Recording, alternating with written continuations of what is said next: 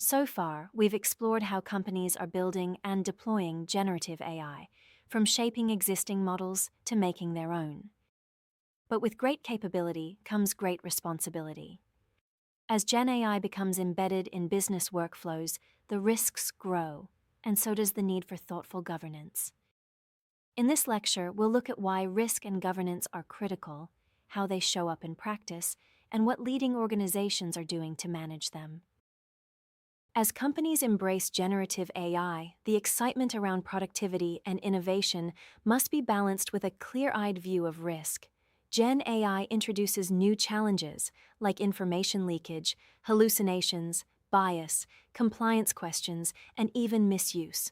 These issues show up across every industry, whether you're in finance, retail, healthcare, or professional services. And that's exactly why leading organizations are putting in different strategies to manage and mitigate these risks. If you'd like to explore what those strategies actually look like in practice, you can check out our full course on Udemy for the detailed breakdown. Ultimately, GenAI governance isn't just about risk avoidance. It's about building trust, accountability, and resilience into the AI systems that shape your business. You may now start to wonder how to get it right. Well, here is my suggestion. Governance doesn't need to begin with a full-blown framework. It often starts with small, practical steps, driven by real use cases, risks, and internal momentum.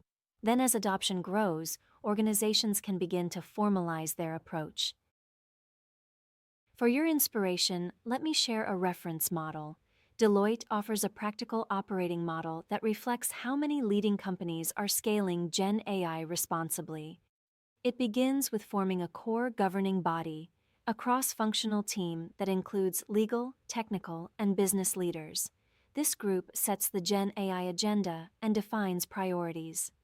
Next, organizations align on goals and guardrails, establishing shared principles for responsible Gen AI use. This includes defining what's allowed, what's restricted, and what needs oversight.